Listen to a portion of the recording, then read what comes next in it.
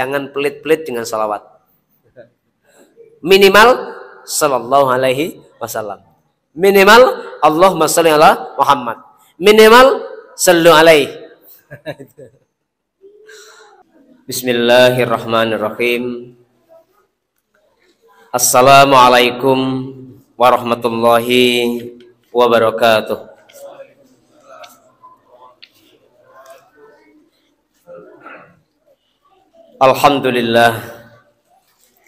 Alhamdulillahi rabbil alamin. Nahmaduhu wa nasta'inuhu wa nastaghfiruh. Wa na'udzu billahi min syururi anfusina wa min sayyiati a'malina. May yahdihillahu fala mudhillalah wa may yudlilhu fala hadiyalah. Asyhadu an la ilaha illallah wahdahu la syarikalah wa asyhadu anna Muhammadan abduhu wa rasuluhu la nabiyya wa la rasula ba'dah.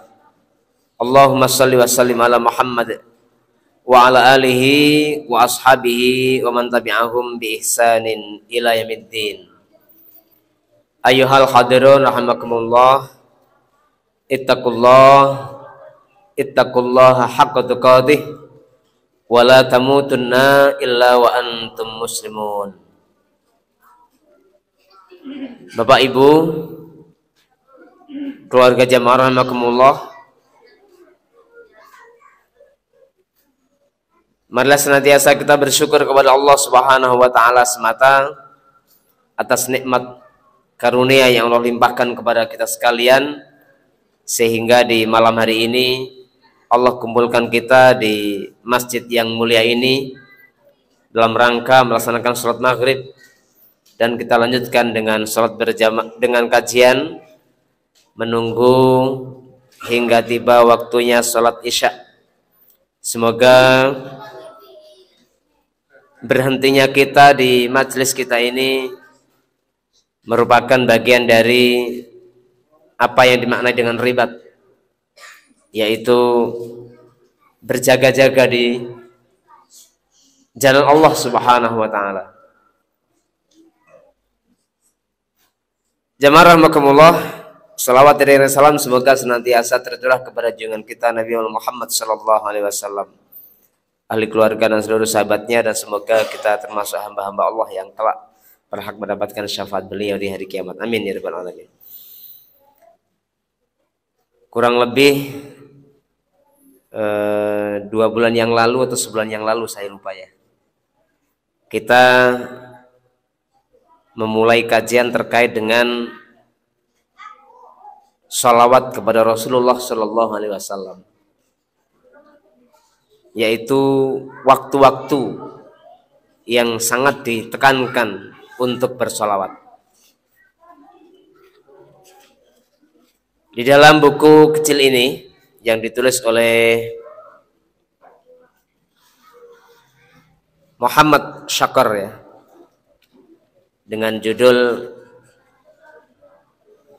As-salatu ala Rasulillahi sallallahu alaihi wasallam, kemudian diterjemahkan dalam bahasa Indonesia. Judul terjemahannya adalah Utamakan Sholawat. Maka waktu-waktu yang sangat ditekankan untuk bersalawat kepada Rasulullah SAW, pada kesempatan yang lalu telah kita bahas. Yang pertama adalah ketika sholat, kemudian ketika sholat jenazah, setelah takbir yang kedua, yang ketiga pada hari Jumat. Dalam kalender Hijriyah yang dinyatakan sebagai hari Jumat itu adalah sejak maghrib pergantian dari Kamis ke Jumat, atau biasanya kita dalam kebiasaan kita di Indonesia ini disebut dengan istilah malam Jumat begitu. Begitu maghrib sampai Jumat malam Sabtu tadi, sebelum maghrib tadi, itu semuanya dinyatakan sebagai hari Jumat, di mana Rasulullah SAW sangat menekankan agar kiranya memperbanyak bersolawat kepada Rasulullah SAW di hari Jumat tersebut, sebagaimana sebuah riwayat melalui sahabat Aus bin Aus radhiyallahu anhu mengatakan bahwasanya Rasulullah SAW pernah bersabda, "Inna min afdali ayyamikum yaumal jum'ah." Sesungguhnya hari kalian yang paling mulia adalah hari Jumat. Fihi khuliqa Adam. Pada hari Jumat itu diciptakannya Adam. Wa fihi kubido. Dan di hari Jumat itu pula dia diwafatkan. Wa fihi nafhatu. Di hari Jumat itu pula ditiup sangkakala yang kedua. Wa fihi so'qa'u. Wa fihi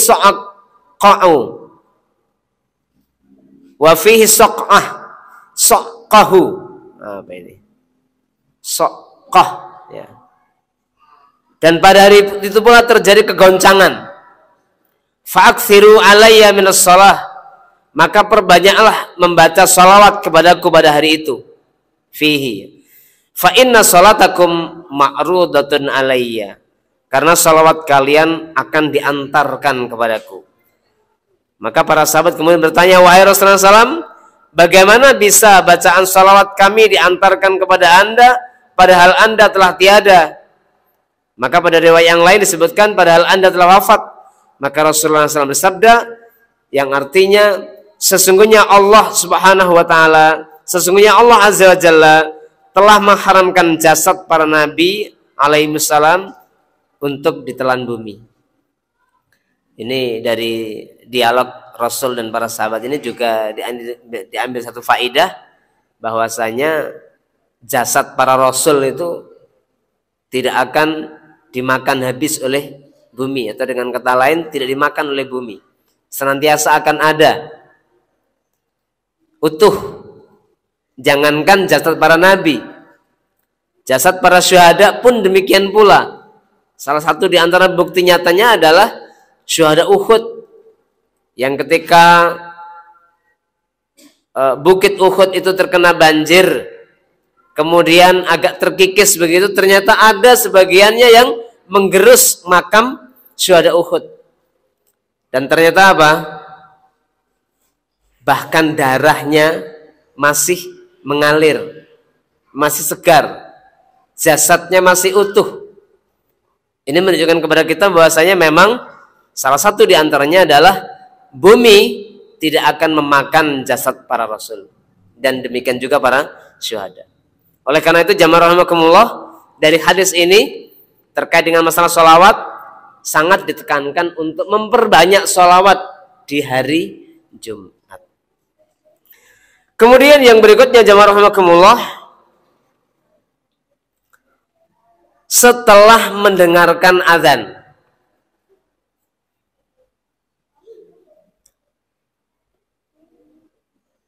Abdullah bin Amr bin As radhiyallahu anhu mendengar Nabi SAW pernah bersabda yang artinya, apabila kalian mendengar seruan muadzin, hendaknya kalian mengucapkan seperti yang ia ucapkan.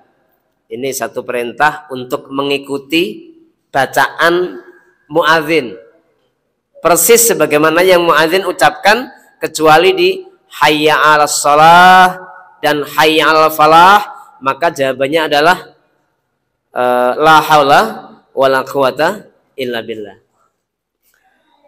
Kemudian berselawatlah untukku, karena barang siapa yang berselawat kepadaku sekali, niscaya Allah akan membalasnya dengan 10 kali salawat, yaitu rahmat. Kemudian mohonkanlah wasilah untukku, karena ia merupakan sebuah kedudukan terhormat di dalam surga yang hanya diperuntukkan bagi hamba pilihan Allah Subhanahu wa Ta'ala, dan aku berharap kalau akulah yang akan meraihnya. Barang siapa yang memohonkan wasilah untukku, niscaya ia akan mendapatkan syafaatku. Hadis ini riwayat Imam Muslim. Jadi terkait dengan doa atau zikir ba'da azan, termasuk diantaranya adalah bagi orang yang mendengarkan azan. Jadi bagi muadzin sendiri Demikian juga bagi orang yang mendengarkan azan untuk melafadzkan zikir sebagaimana yang sudah terkenal kita faham.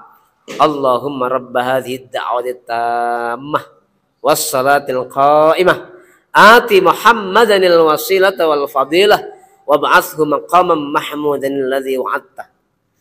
Itu zikir itu di situ ada salawat kepada Rasul, kemudian juga memohonkan tempat yang tinggi, kedudukan yang tinggi dan terpuji bagi Rasulullah SAW dan wasilah, ya, yaitu sebuah tempat yang sangat terhormat di sisi Rasul, di sisi Allah Subhanahu Wa Taala. Dan Rasul sebutkan, barang siapa yang bersalawat kepadaku sekali, kata Rasul, maka akan mendapatkan balasan 10 kali lipat sebagaimana yang dia ucapkan itu. Barang siapa yang memohonkan wasilah untukku, niscaya akan mendapatkan syafaatku. Ini jemaah rahimakumullah, salah satu di antara waktu yang sangat ditekankan untuk mengucapkan salawat.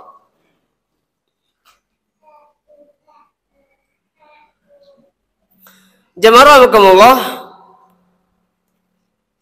kemudian yang berikutnya ditekankan untuk mengucapkan salawat dalam setiap majelis. Bahkan sebagian ulama ada yang menyatakan sampai pada tingkatan wajib. Walaupun kesimpulan jumhur di kalangan para ulama menganjurkan, ya, bukan sesuatu yang sifatnya wajib. Tetapi memang di sana ada penekanan. Abu Hurairah radhiyallahu anhu meriwayatkan bahwa Rasulullah SAW pernah bersabda, "Ma jalasa qaumun majlisan." Tidaklah suatu kaum mengadakan suatu majelis. Lam yadhkurullaha fihi wa lam yusallu ala nabiyyihim. Lalu di majelis itu tidak mengingat Allah dan tidak juga bersalawat untuk Nabi dalam majelis itu, ya. Illa kana alaihim tiratun, melainkan majelis itu akan menjadi penyesalan dan kerugian bagi mereka. Fa in syaa adzabahum, jika Allah berkehendak dia akan menyiksa mereka peserta majelis tersebut. Wa in syaa ghafara lahum, dan jika berkehendak dia akan mengampuni mereka. Hadis ini riwayat Tirmidzi dengan derajat sahih. Jamaah rahimakumullah, di dalam hadis tersebut di atas semacam ada penekanan. Kalau di kajian usul fikih ini namanya qarinah. Ketika disebutkan barang siapa yang di dalam majelis itu tidak dijadikan sebagai majelis ingat kepada Allah dan tidak disebutkan salawat kepada Rasul Muhammad SAW di majelis tersebut, maka majelis tersebut adalah menjadi majelis yang penuh dengan penyesalan dan kerugian. Disebutkan pada sini, melainkan majelis itu akan menjadi penyesalan dan kerugian bagi mereka. Kenapa dikatakan penyesalan? Ya, ada sebuah wasilah, sebuah sarana yang bisa mendatangkan kebaikan-kebaikan, tapi tidak dilakukan. Maka ketika majelis itu berlalu akan menjadi sebuah penyesalan. Dan kerugiannya apa? Ternyata kerugiannya adalah majelis seperti itu nggak akan berulang lagi. Maksud saya adalah waktu itu tidak akan berulang lagi. Mungkin majelisnya mungkin akan ada lagi, ya, tapi waktu nggak akan berulang. Saya sering sampaikan dalam beberapa majelis yang lain, sifat waktu itu tidak berulang. Tapi kalau sifat kesempatan mungkin berulang. Tapi waktu nggak berulang, Pak. Iya kan? Waktu nggak berulang. Tanggal ini berapa ini? 17 Mei ya. Tanggal 17 Mei 2024 miladiah itu ya hanya hari ini. Besok itu sudah 18 Mei. Tapi ternyata kesempatan Jumat itu kan berulang tiap pekan. Itu kesempatan Jumat. Tapi waktu itu hanya sekali. Kalau kesempatan mungkin akan berulang, tapi kalau waktu ternyata tidak akan berulang. Maka jamaah rahimakumullah, sebuah majelis yang di situ tidak diadakan untuk zikir kepada Allah Subhanahu wa taala, demikian juga salawat kepada Rasulullah Muhammad SAW, dikatakan dalam hadis tersebut, maka majelis itu akan menjadi majelis yang penuh penyesalan dan kerugian bagi penghuni majelis tersebut. Kenapa? Menyesal karena kesempatan tidak digunakan, demikian juga merugi, waktu tidak akan berulang. Kalau kesempatan moga-moga berulang. Kan kita juga sering berdoa ya, mudah-mudahan Allah pertemukan kita dengan Ramadan tahun yang akan datang, gitu kan? Artinya apa? Kesempatannya berulang, tapi waktunya kan nggak berulang. Ramadan 1445 Hijriah hanya kemarin. Besok itu Ramadan 1446 Hijriah. Oleh karena itu jamaah rahimakumullah, inilah satu pelajaran yang sangat penting sekali. Salah satu diantaranya adalah terkait dengan keutamaan bersalawat kepada Muhammad Sallallahu Alaihi Wasallam.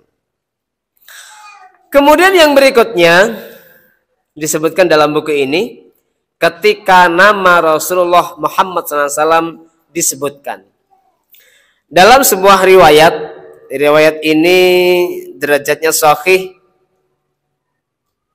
riwayat Nasai, Ibnu Hibban dan Hakim.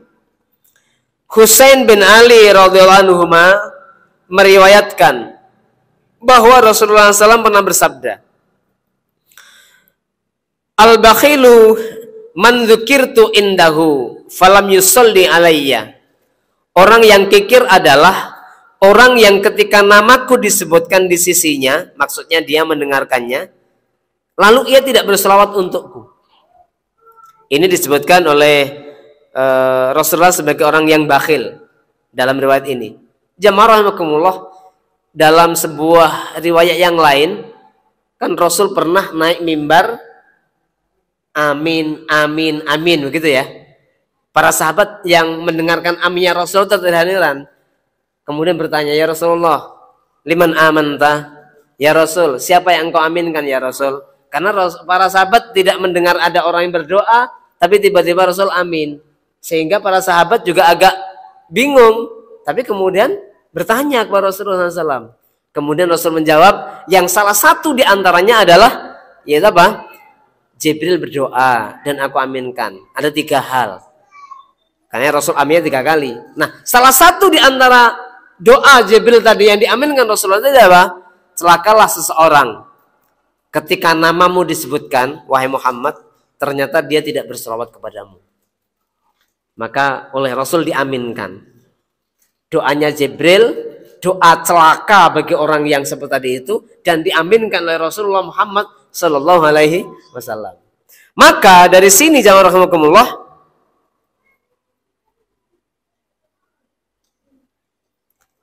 Abu Ja'far At-Tahawi dan Abu Ubaidillah Al-Hulaimi mengatakan,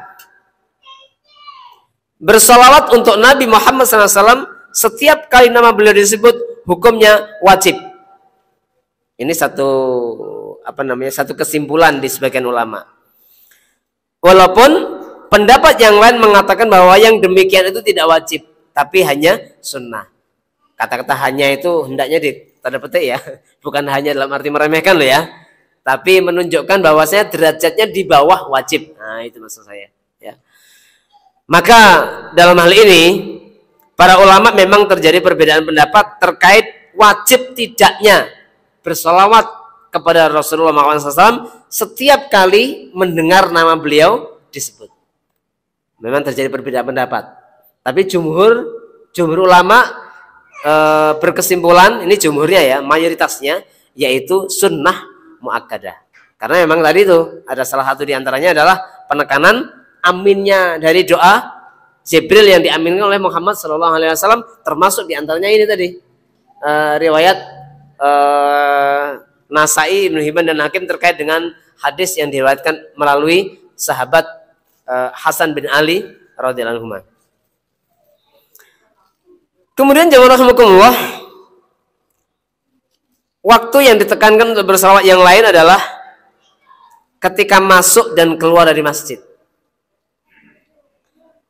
Rasulullah SAW pernah bersabda yang artinya, jika salah seorang di antara kamu masuk ke dalam masjid, hendaklah ia mengucapkan salam untuk Nabi Muhammad SAW, kemudian mengucapkan Allahumma ftahli abwaaba rahmatik. Dan jika ia keluar, hendaklah mengucapkan Allahumma inni as'aluka min fadlik. Hadis ini derajatnya sahih riwayat Abu Daud. Insya Allah doa ini sudah, atau zikir ini sudah terkenal sekali Pak ya. Dan ini yang saya yakin ini sejak kita masih SD kayaknya sudah diajarkan ini ya.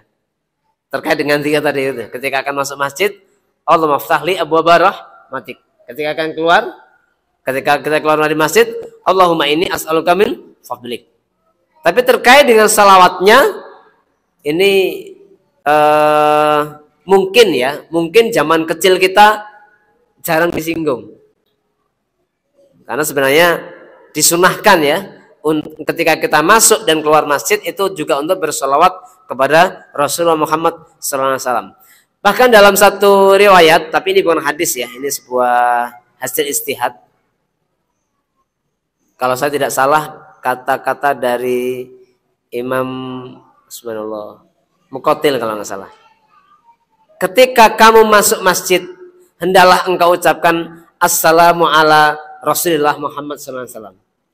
Jadi assalam ya, salam, mengucapkan salam. Karena ucapan ini atau pernyataan ini dikaitkan pula nanti dengan bagaimana seseorang ketika masuk rumah sendiri. Apakah juga mengucapkan salam? Ya. Ketika kita masuk rumah sendiri juga mengucapkan salam. Karena dalilnya adalah fasalim ala ahlika. Hendaklah kalian beri salam kepada keluargamu. Ucapan salam yang penuh dengan barokah dari Allah Subhanahu wa taala. Bahkan ketika kita masuk rumah yang kosong, oleh beliau, ini sekali juga bukan hadis Pak ya, tapi sebuah pernyataan para ulama gitu. Dianjurkan untuk mengucapkan salam juga. Itu apa salamnya? Assalamu alaina wa ala ibadillahi sholihin. Assalamu alaina wa ala ibadillahi sholihin. Salam kesejahteraan untuk kita semua dan hamba-hamba Allah yang solih. Karena malaikat akan menjawabnya, yaitu apa? Menjawab salam yang tersebut. Fatimah radhiyallahu anha, putri Rasulullah SAW berkata, apabila Rasulullah SAW masuk ke dalam masjid, beliau mengucapkan Bismillahi wassalamu ala Rasulillah. Allah maghfirli dhunubi waftahli abwaaba rahmatik. Yang artinya, dengan nama Allah dan kesejahteraan atas Rasulullah, ya Allah, ampunlah dosa-dosaku dan bukakanlah pintu-pintu rahmatmu untukku. Ini doa Rasul. Dalam doa ini Rasul masih minta ampun, Pak. Ini faedahnya sebenarnya apa? Faedahnya adalah untuk mengajari umatnya sebenarnya. Kenapa demikian? Ya karena dosa Rasul, maaf, saya menggunakan kata-kata ini ya. Karena dosa Rasul sudah diampuni. Sebenarnya tanda petik kita juga gak pantas ya mengatakan dosa Rasul gitu ya. Kenapa demikian? Ya Rasul kan maksum, Pak. Iya kan? Tapi maksum itu bukan berarti lepas dari kekeliruan. Buktinya apa? Ketika Rasul bersalah, langsung mendapatkan peringatan. Sebagaimana turunnya atau asbabun nuzulnya surat Abasa. Iya kan? Ini Abasa wa tawalla anja'alhu amana berikutnya itu menunjukkan bahwasanya Muhammad SAW itu juga tidak lepas dari kekhilafan. Tetapi khilaf beliau itu langsung mendapatkan peringatan. Itulah salah satu di antara maksud atau makna maksum. Wala misal. Nah, Rasul saja itu masih di dalam zikir-zikir beliau ini masih ada mohon ampun kepada Allah. Dialog Rasul dengan para sahabat ketika para sahabat melihat Rasul melaksanakan sholat malam sehingga kaki-kaki beliau saya bengkak. Apa kata para sahabat? Ya Rasul, bukankah dosa-dosa engkau telah diampuni? Apa kata Rasul? apakah aku nggak boleh menjadi hamba yang bersyukur? Maka sering saya ungkapkan, ibadahnya Rasul itu tingkatannya syukur. Tapi kalau kita tingkatannya mohon ampun. Ini kata-kata saya aja, Pak. Jangan dicari hadisnya, Pak ya. Ibadah Rasul tingkatannya bersyukur. Ibadah kita tingkatannya mohon ampun. Tetapi Rasul masih juga dalam zikir-zikir beliau seperti ini. Bahkan dalam hadis yang lain Rasul menyatakan, ayuhan nas, bertobatlah kamu kepada Allah. Sesungguhnya aku bertobat kepada Allah, maksudnya beristighfar sehari semalam apa? Ada satu riwayat mengatakan 100, satu riwayat mengatakan 70 kali. Ini dikandung maksud memberikan pelajaran kepada umatnya.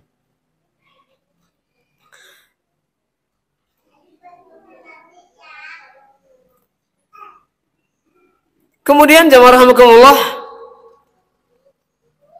waktu yang sangat ditekankan pula untuk bersalawat kepada Rasulullah Muhammad SAW adalah ketika berdoa.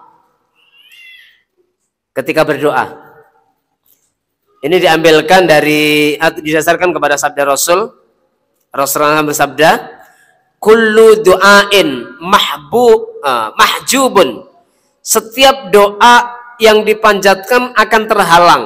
Dalam kurung tidak dikabulkan. Hatta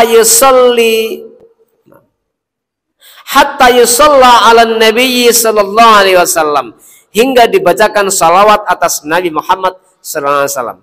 Hadis ini dikatakan hasan oleh Albani dalam kitab Shahihul Jami'. Abdullah bin Abu Bakar berkata, ketika kami berada di Khaif bersama Abdullah bin Abu Utbah,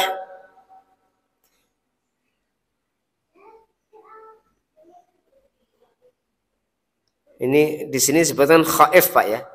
Jadi bukan Taif ya. Khaif ya.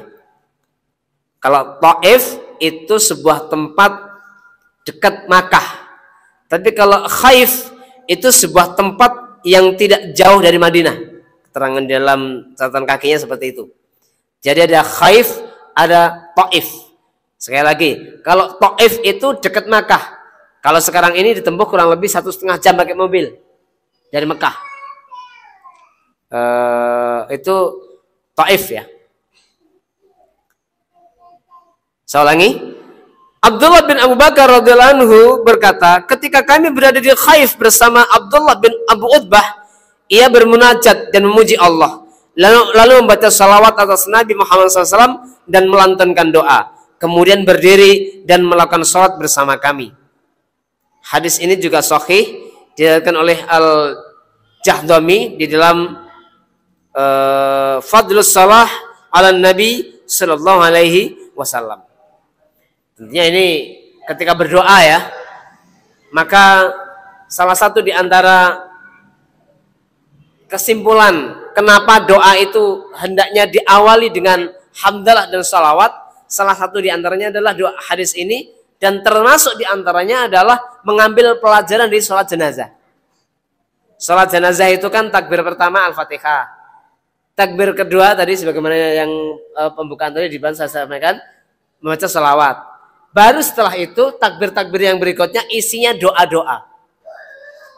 Maka dikandung maksud disimpulkan, berdoa itu awalilah dengan salawat kepada Rasulullah Muhammad Sallallahu Alaihi Wasallam.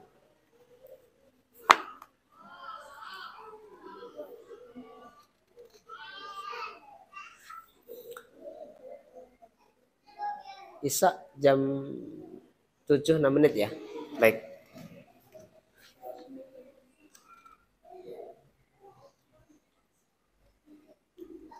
Jamaah rahimakumullah,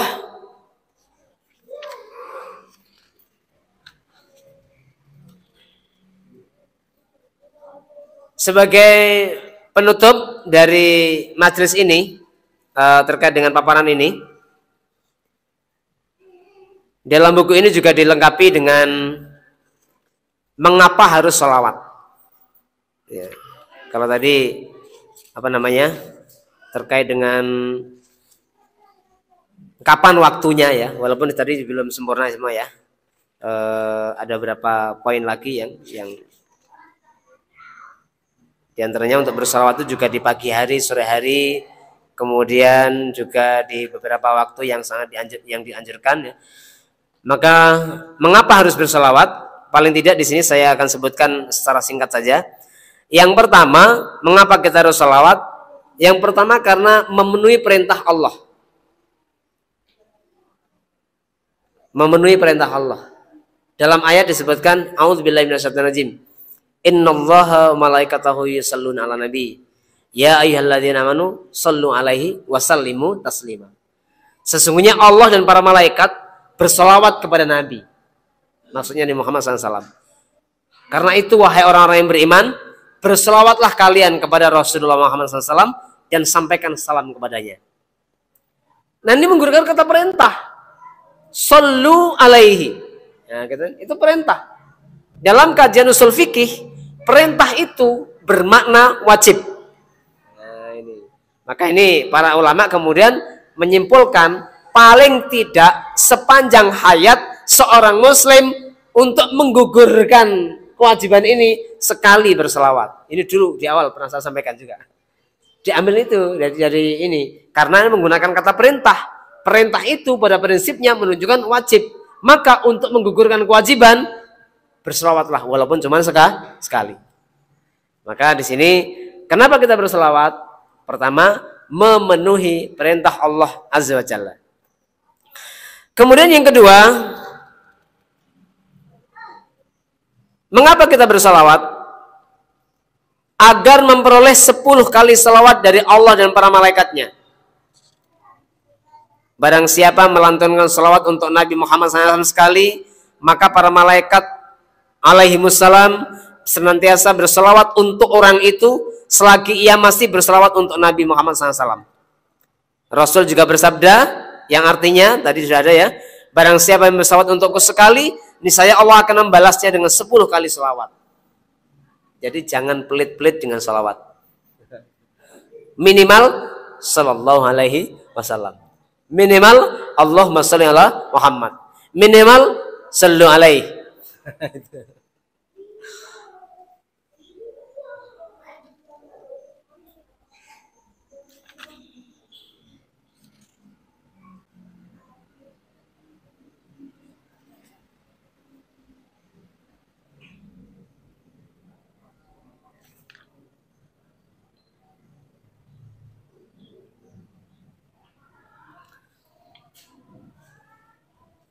Dalam sebuah riwayat disebutkan pula Abu Thalhah Al-Ansari radhiyallahu anhu mengisahkan bahwa pada suatu pagi Rasulullah SAW terlihat begitu ceria dengan raut wajah yang memancarkan kegembiraan. Lantas para sahabat bertanya, "Wahai Rasulullah, pagi ini engkau tampak begitu ceria dan raut muka Tuhan begitu memancarkan sukacita dan kegembiraan. Apa gerangan yang sudah terjadi?" Ini saya kadang-kadang bayang nih, mesra banget Pak ya, antara sahabat dan Rasul itu Pak ya. Antara seorang anak dengan ayah, antara seorang murid dengan guru gitu. Rasulullah SAW menjawab, "Tentu, karena baru saja seorang utusan dari Allah datang kepadaku dan berkata, barang siapa di antara umatmu yang berselawat untukmu dengan 1 selawat, Allah akan menuliskan 10 kebaikan untuknya dan menghapuskan 10 keburukan darinya, serta meninggikan derajatnya hingga 10 derajat, dan Allah juga akan membalasnya dengan selawat curahan rahmat yang serupa." Hadis sahih riwayat Ahmad dan Nasai. Jadi ini merupakan satu kebanggaan bagi kita pula sebagai umat Muhammad Sallallahu Alaihi Wasallam untuk senantiasa gemar bersalawat kepada beliau. Yang berikutnya, bersalawat untuk Nabi Muhammad SAW menjadi faktor yang dapat membuat nama seseorang disebut-sebut di sisi Rasulullah SAW. Rasul bersabda, "Inna lillahi wa malaikati sayyahin fil ardi yuballighuni min ummatis salam. Sesungguhnya Allah Azza wa Jalla memiliki sejumlah malaikat. Maaf, inna lillahi malaikatan sayyahin fil ardi yuballighuni min ummatis salam. Sesungguhnya Allah Azza wa Jalla memiliki sejumlah malaikat yang senantiasa berpetualang di muka bumi. Berarti apa? Berpetualang itu beredar terus ya, berjalan terus. Mereka menyampaikan salam umatku untuk diriku. Hasan bin Ali radhiyallahu anhu juga menyampaikan bahwa Rasulullah SAW bersabda, "Haitsuma kuntum fasallu alayya, fa inna salatakum tablughuni." Berselawatlah kepadaku di mana saja kalian berada, karena selawat yang kalian lantunkan itu akan sampai kepadaku. Jadi jangan nunggu selawat kepada Rasul itu di masjid tok. Gitu. Jangan nunggu berselawat kepada Rasul di sisi makam Rasul. Enggak.